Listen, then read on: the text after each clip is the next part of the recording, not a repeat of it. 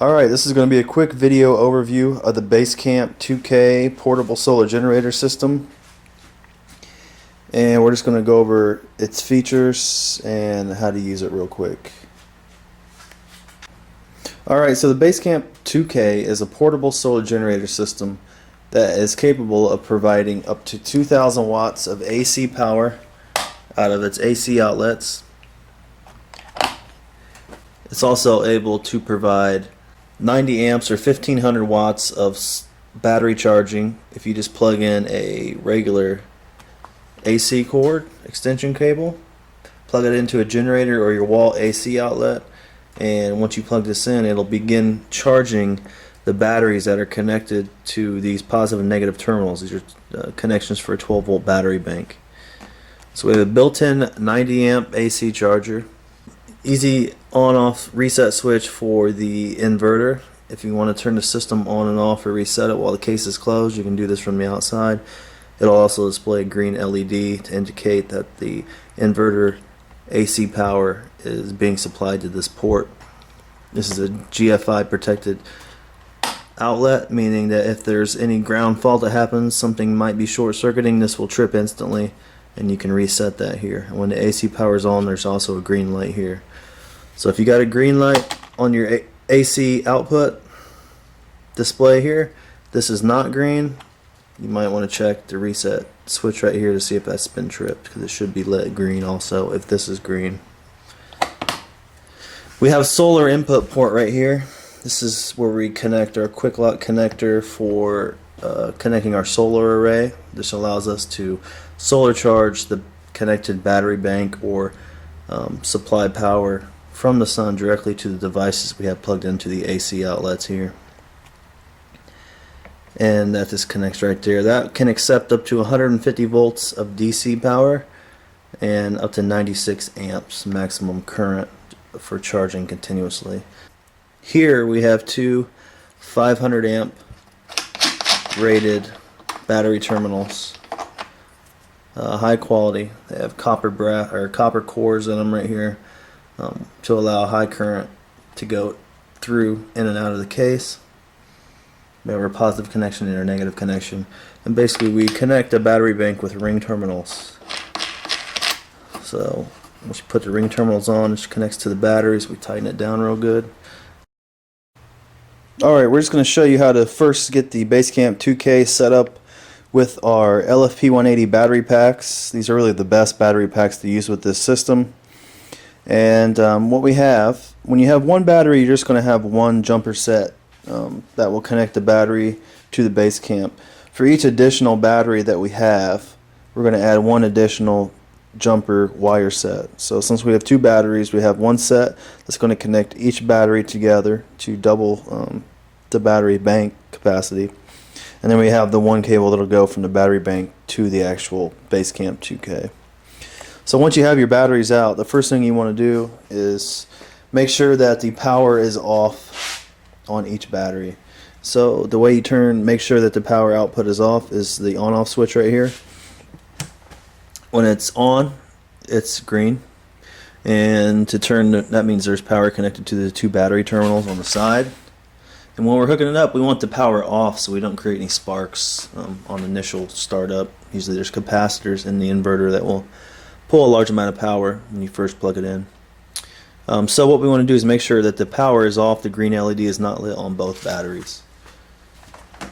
So the power is off on both. There's no power at each of the battery terminals, so when we connect all this, there'll be no power, no sparks, nothing like that to worry about. After we make sure the power is off, take the end caps off the battery terminals, and there's lock washers and washers on each one, so take all that off. And all we're going to do is put on these battery jumper terminals. We're going to hook that up real quick and I'll show you how that goes.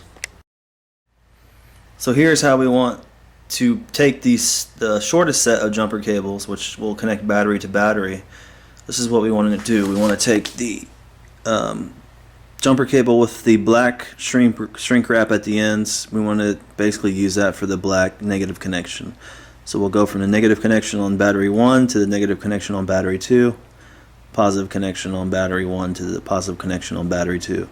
This essentially doubles the capacity of the battery bank that we will be using with the Basecamp 2K. So the next thing we need to do is take our main cables and run them from the negative and then the positive over here, and we'll run that to the Basecamp. Once we have that done, we'll be able to turn the system on.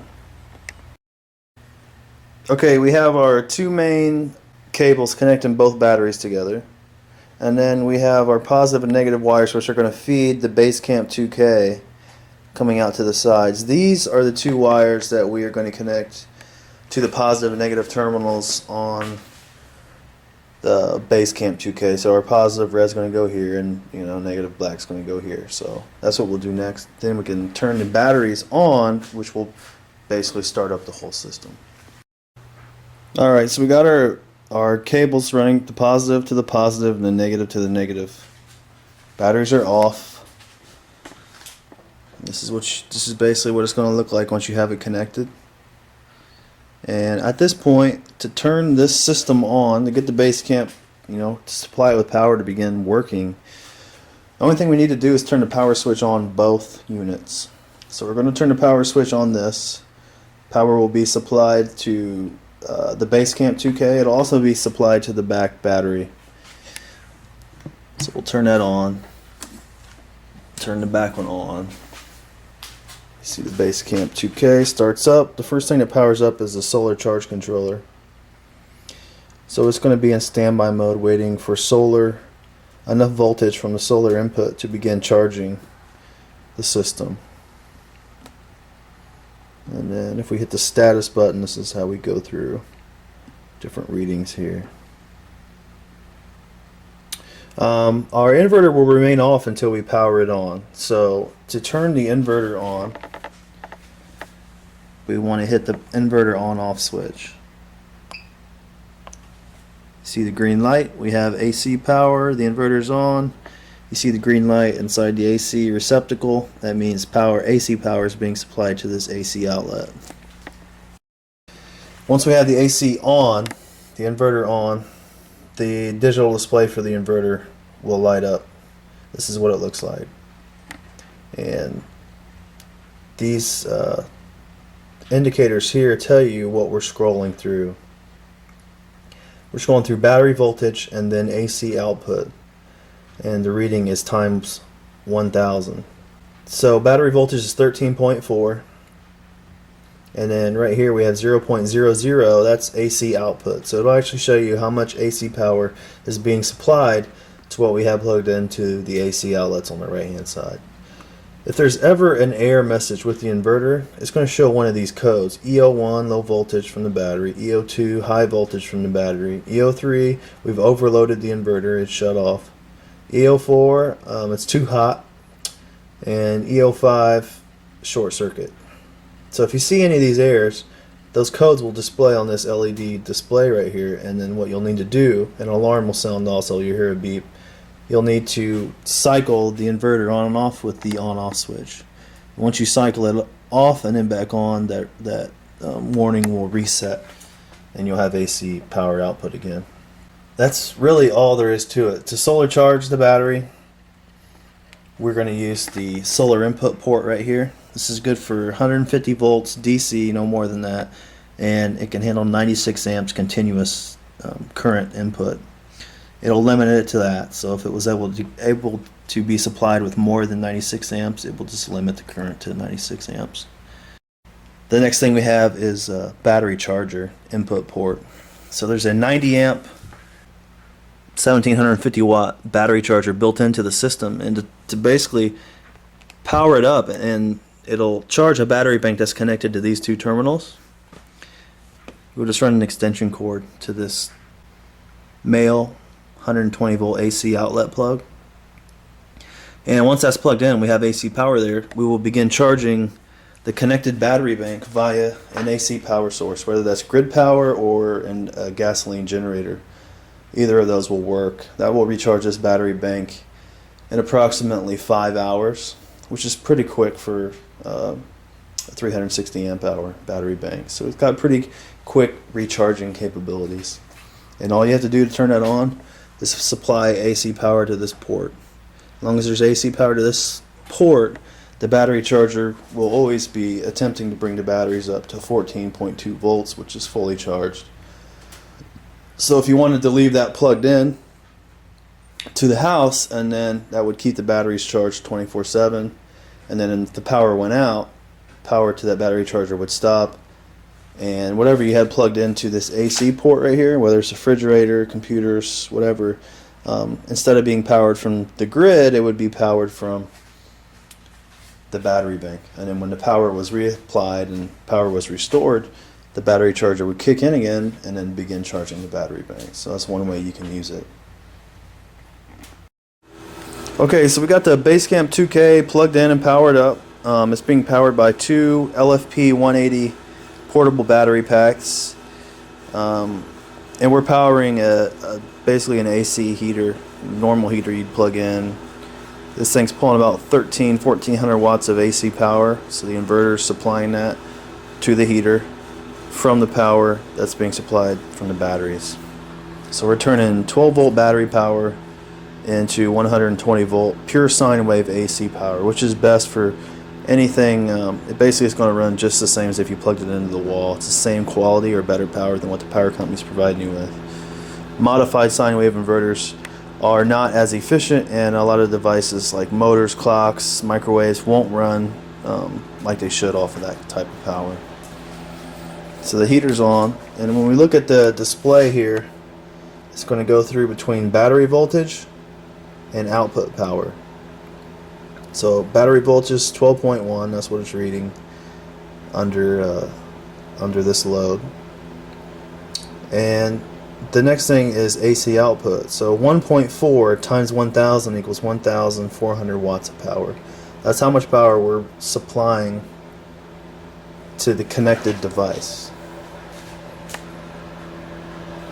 So that's how we basically just look at this display, and if we want to know how much power that plugged-in device is consuming,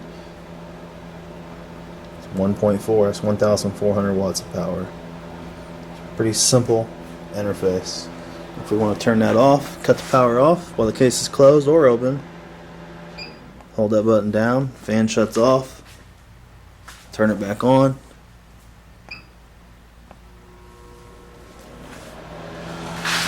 Heater kicks back on. That's all there is to it. If you look at the batteries are displaying 6.67 amps. So the batteries are splitting that current between the two of them, and basically the batteries are taking equal load and supplying that to the Basecamp 2K system. If we want to know time to go, we basically scroll through to the TTG reading, and that's going to give us an accurate how many hours and minutes we have until the battery will be completely drained based on this high load. And right now we're at 2.9 hours. It takes about 3 minutes to get an accurate reading, but I don't know if you can see that or not. There you go, 2.8 hours. And if you had solar input coming in, obviously that would offset the amount of power you're using and increase the runtime, because you would be consuming less power from the battery bank, because the solar would be providing some or all of the load depending on what you had connected. So to get your state of charge, 97.5, that's really accurate for both banks. So just one reading will give you an accurate number on the state of charge of the total bank and all. So the SOC will give you a capacity rating, which is really accurate for both batteries. So 97.3, that's the state of charge of both battery banks. We consumed 4.9 amp hours from this particular battery. We're consuming 68.9 amps out of this battery. Both battery banks would be double that because they're splitting the load. Time to go, 2.7. That's an accurate reading for runtime for a 1400 watt load. So to connect the solar panels to the solar panel input port on the Basecamp 2K, this will be the connector that connects to the Basecamp 2K. You can see that it has basically it's shaped where it'll only connect one way. See, it mates up with the input port. You can see the curves here will only mate with the curves here. So what we do is push it in, and then we twist this little knob right here.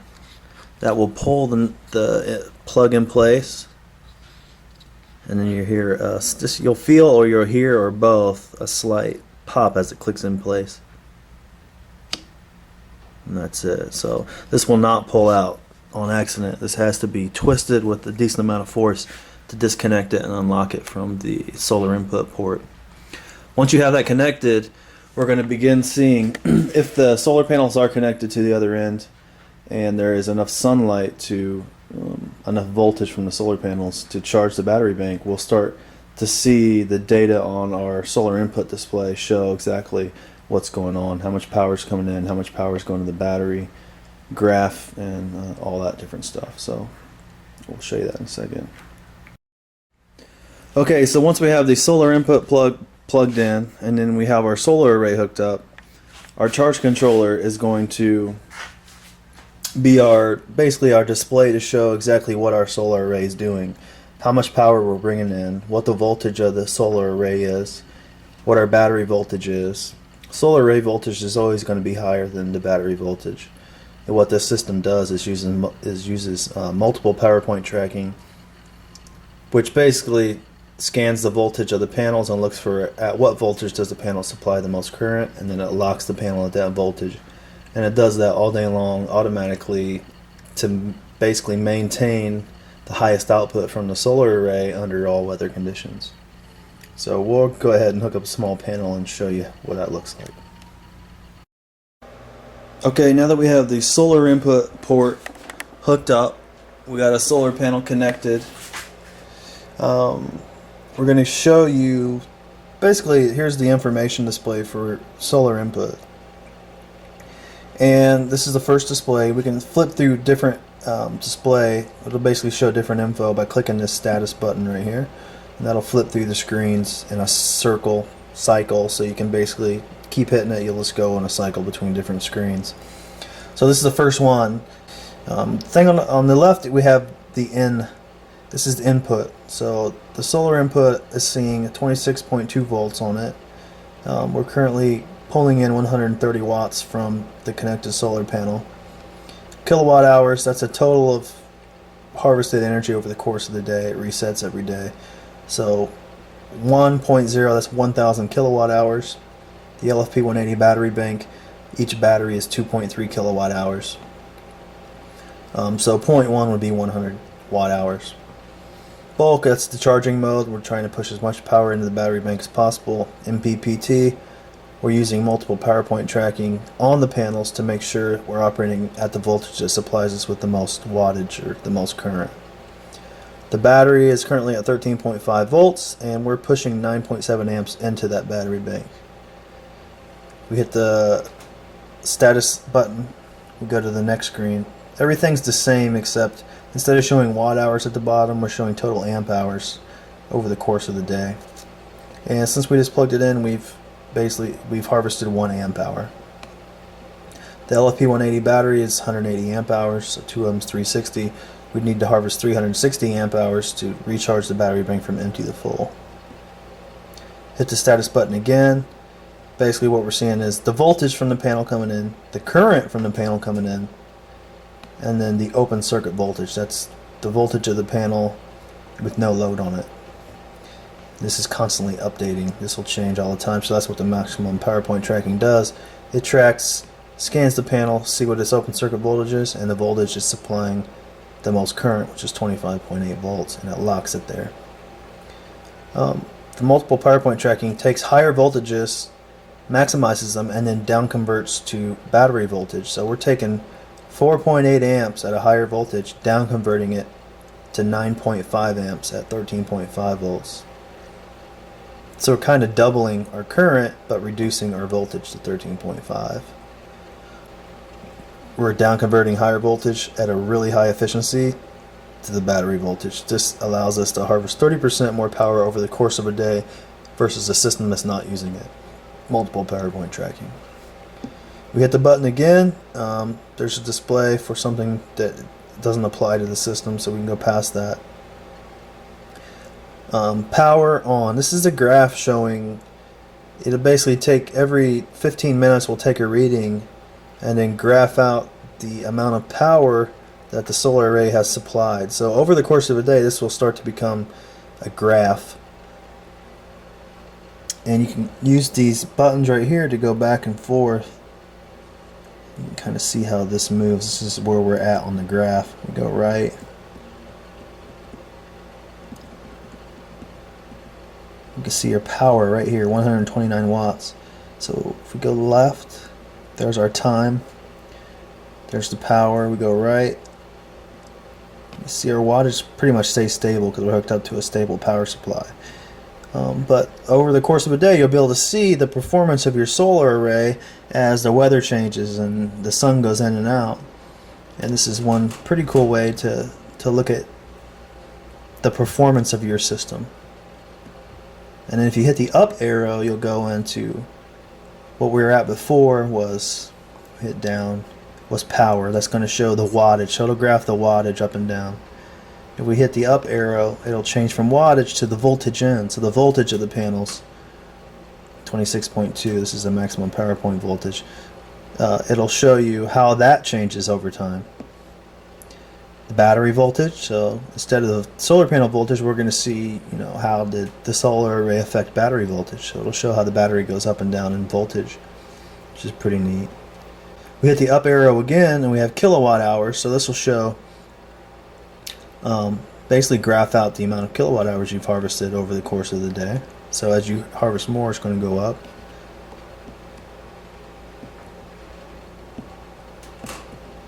And that's it. So you have to go back down.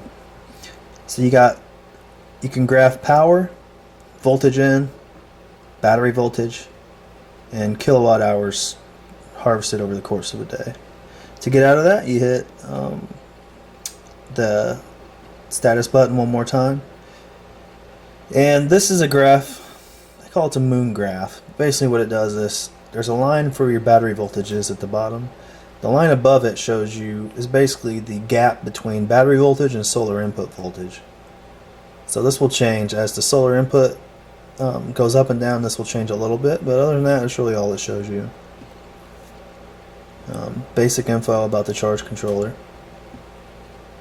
And then you're back to the main screen again. So this gives you a lot of information about your solar array, how it's operating, graphs. You can look back for 30 days ago.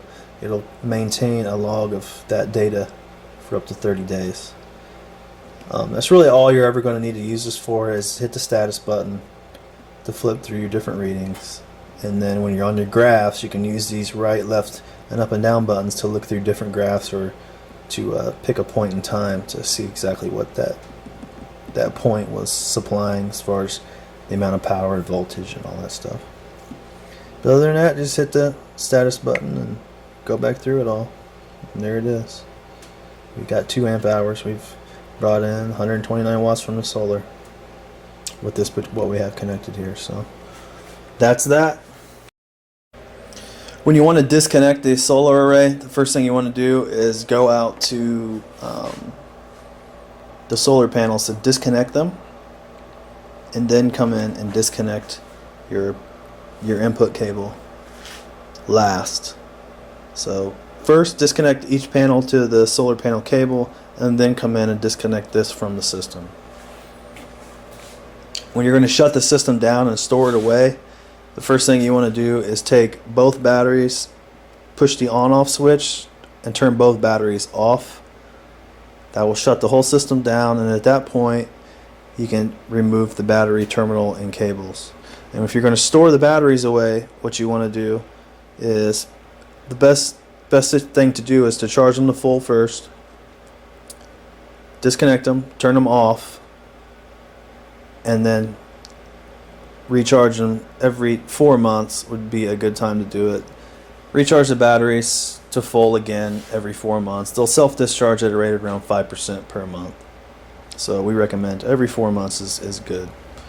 When you bring the batteries out of storage, bring them to a complete 100% charge. The battery monitors will reset to 100% synchronized, and you'll get the most accurate readings.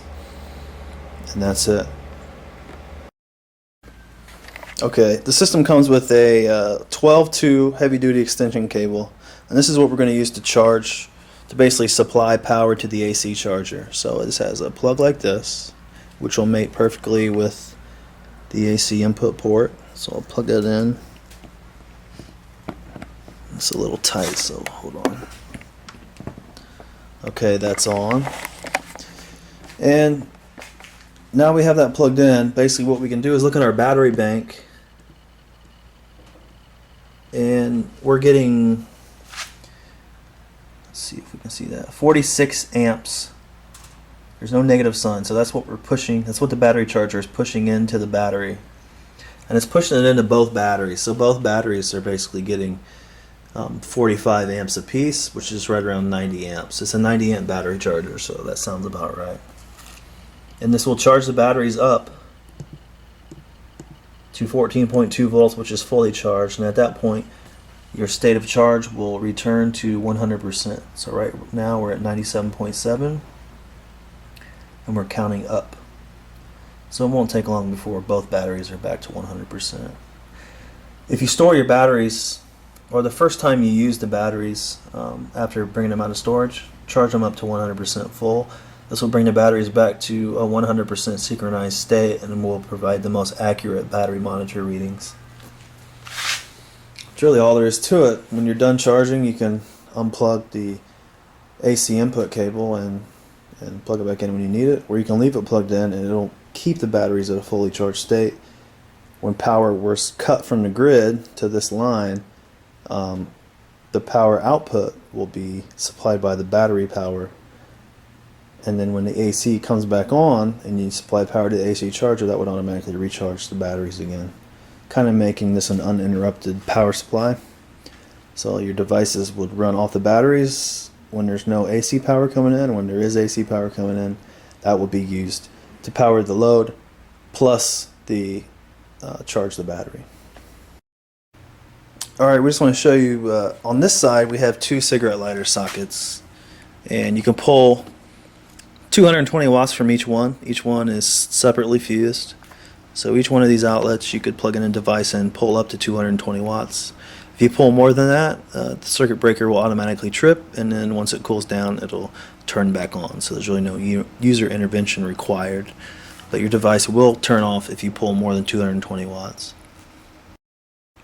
We have cooling fans, an input port and an output port. So one pulls air in, one pulls air out. These are high power, high velocity fans.